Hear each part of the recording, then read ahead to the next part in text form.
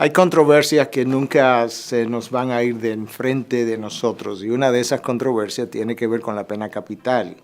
Unos a favor, otros en contra. Usualmente aquellos que están en contra de la pena capital piensan que a la luz del Nuevo Testamento, a la luz de la gracia, a la luz de amar a nuestros enemigos, a la luz del mandamiento de no matarás, que nosotros no debiéramos pensar que tenemos la autoridad para quitarle la vida a otro ser humano.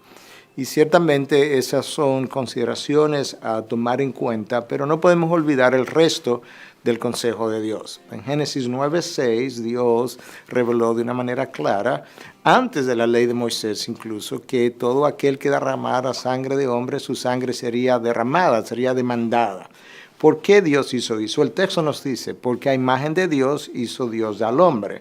Dios está protegiendo su imagen en primer lugar. En segundo lugar, yo creo que parte de la problemática en entender algo que parece tan severo como este mandato es que nosotros en nuestra condición caída no hemos acabado de entender el alto valor que Dios le asigna a lo que es la imagen de Dios en el hombre. Yo creo que si entendiéramos eso mejor, pudiéramos entender mucho mejor el mandamiento. Entonces Dios establece eso antes de la ley de Moisés. Moisés viene, Dios nos trae una nueva ley a través de Moisés, pero esto precedió la ley de Moisés. Cuando nosotros nos vamos al Nuevo Testamento, llegamos al libro de Santiago, encontramos a Santiago haciéndonos una observación, y es que aquellos que hablan contra su hermano y que usan sus labios también para adorar a Dios, entonces ahí trae Santiago el pero.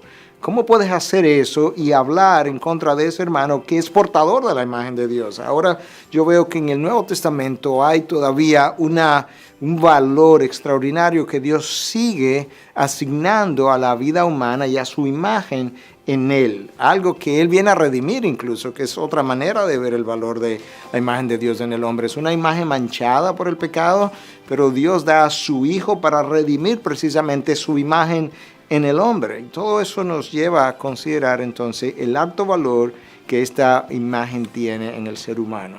Número uno. Número dos, ¿cómo la ha protegido Dios? Bueno, Dios la ha protegido de tal manera que quiere que el hombre entienda que si tú violentas esa imagen de Él en el hombre hasta el punto de quitarle la vida, tú mereces perder tu propia vida, como una manera, número uno, de consecuencia, y número dos, de comunicar el alto valor que esa imagen tiene. Ciertamente yo no puedo tomarme la atribución de manera personal de aplicar la pena capital a nadie, como quizás se aplicó en el Antiguo Testamento en algún momento. No, pero el gobierno sí puede, porque Dios también instituyó el gobierno como un ministro para que administre justicia. Romanos 13 nos habla de eso. Y le llama a un ministro, en el original le llama a un diácono. Es un diácono de Dios para administrar justicia. Y no en vano lleva la espada para vengar lo mal hecho. Entonces ahora cuando ponemos 2 y 2, como decimos juntos, entonces tú comienzas a entender que hay una institución, algo instituido por Dios, un organismo instituido por Dios, con la responsabilidad de vengar lo mal hecho, que Dios dice que lleva la espada, y entonces Él tiene que hacer caso a lo que Dios ha legislado. Y en protección de los ciudadanos de esa nación, ese gobierno, entonces, bajo Dios y responsable ante Dios, tiene la responsabilidad y podría, bajo nuestra concepción, llevar a cabo la pena capital. Y una observación más. Yo diría entonces que la pena capital debiera ejercerse para aquellos casos donde no hay la menor duda de que este ha sido el autor de la muerte, porque sabemos que en la historia se han construido casos donde alguien inocente ha perdido la vida. Pero tenemos múltiples casos donde el autor del crimen ha ido a la corte y ha dicho, sí, yo soy culpable, sí, yo lo hice, o se ha filmado un video, y en esos casos donde no hay ninguna controversia acerca de quién fue el asesino, nosotros estaríamos en favor de esa pena capital, en defensa de la imagen de Dios en el hombre. ¿Estarías de acuerdo bíblicamente con la pena capital? Absolutamente, totalmente de acuerdo. Y la razón es precisamente porque la palabra de Dios así lo enseña. Es interesante ver, Willy, cómo Dios va tomando la historia del hombre desde el momento en que el pecado entra en el mundo, en el huerto del Edén, y cómo comienzan dos líneas paralelas, la línea impía, vamos a decir así, de Caín, y la línea piadosa a través de Set, que fue otro de los hijos de Adán. A medida que pasa el tiempo, se va haciendo cada vez más claro la violencia dentro de la línea de Caín y la piedad en la línea de Set. Pero cuando llegamos a la historia de Noé, nos damos cuenta que ya la humanidad estaba tan corrompida que ahora no eran dos líneas que corrían paralelas, sino Noé prácticamente solo, como un hombre que amaba a Dios y que servía al Señor. Después del diluvio, el Señor le dice a Noé: el que derramare sangre de hombre, por el hombre su sangre será derramada, porque a imagen de Dios es hecho el hombre.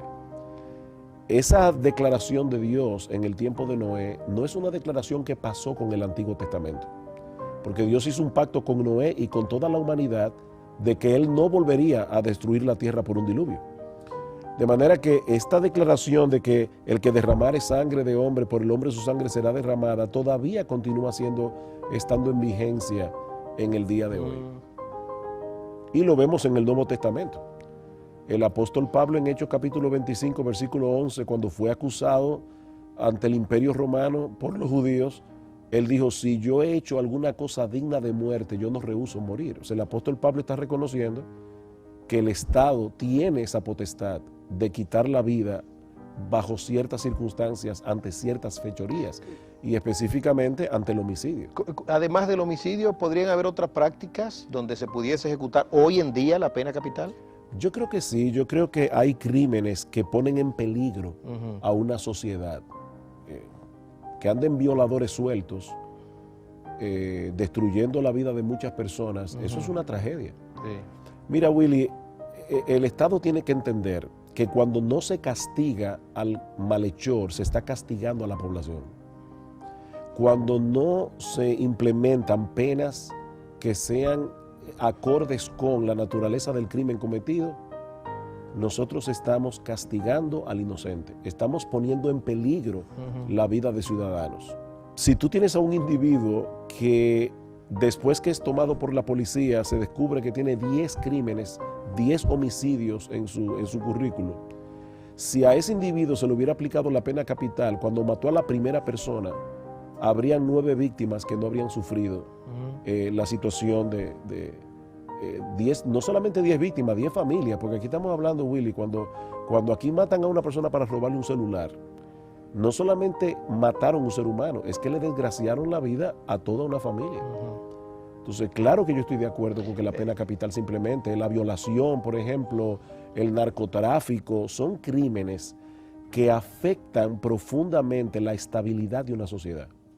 Lo que pasa es que si el mismo Dios delega esa potestad en el gobierno civil para implementar la pena capital, entonces el gobierno civil está actuando simplemente como un agente de Dios, aunque ellos no lo consideren así.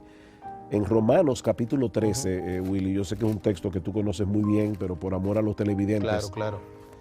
Pablo dice, y antes de llegar a lo que dice Pablo en Romanos 13, es interesante que en Romanos 12, el Señor dice: no os venguéis vosotros mismos, amados míos, sino dejad lugar a la ira de Dios, porque escrito está: mí es la venganza, yo pagaré, dice el Señor. Así que la Biblia prohíbe tajantemente el que yo tome retaliación por mi propia mano, la venganza. Pero luego en el capítulo 13, ahí mismo en el texto, dice: sométase toda persona a las autoridades superiores, porque no hay autoridad sino de parte de Dios, y las que hay por Dios han sido establecidas, de modo que quien se opone a la autoridad, a lo establecido por Dios resiste, y los que resisten acarrean condenación para sí mismos.